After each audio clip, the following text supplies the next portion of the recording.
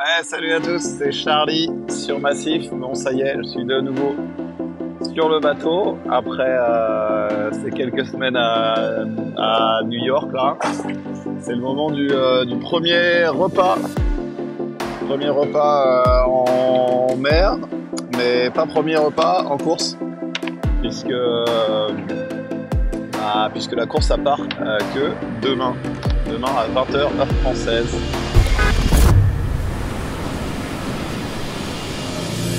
Yeah, when I blow up, I'ma soar high like Peter Pan. In real life, be living out my dreams. If I'm waking up, it's in a foreign land. Whole wrist covered up in ice. Dealership, never ask the price. I hit the molly ball with my dogs. Yeah, I swipe it once without thinking twice. Cause this what I was made for.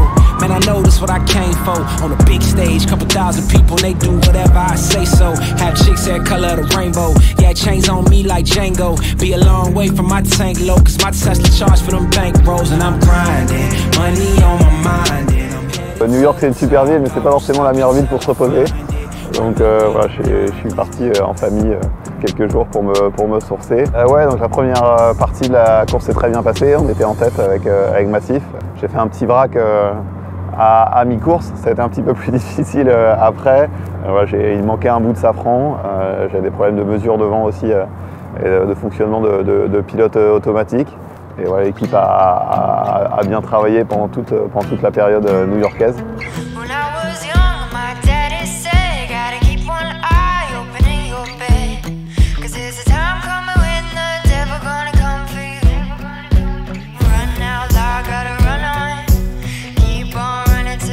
Et ben, je reprends les tensions des bas au banc.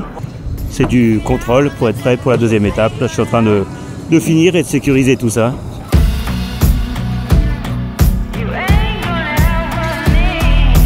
On vérifie les paliers de safran.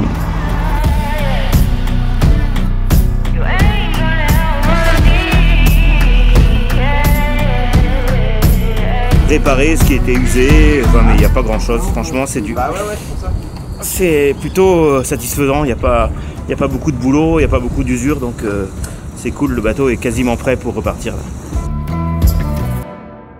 C'est une course importante, cette New York-Vendée-Les Sables, parce que c'est la dernière grande course entre guillemets avant le Vendée Globe. C'est la dernière opportunité de tester des choses sur la durée, sur la longueur. C'est aussi la dernière opportunité de faire des choix, d'éventuelles modifications sur le bateau qu'on pourra effectuer lors du chantier d'été. C'est un peu la dernière opportunité de trouver des derniers axes de progression possibles avant le grand départ sur le Tour du Monde le 10 novembre prochain.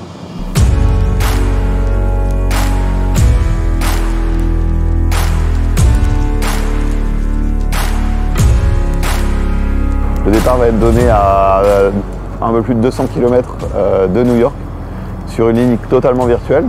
Ça va pas être évident à appréhender parce qu'il n'y a aucun repère visuel. Ça va être tout va être basé sur ce qui va être renseigné dans l'ordinateur. Et là, on va avoir des conditions, je l'espère, avec beaucoup de portants, donc des choses qu'on peut retrouver, des conditions qu'on peut retrouver sur le Vendée Globe. Donc ouais, j'ai hâte de m'attaquer à cette course.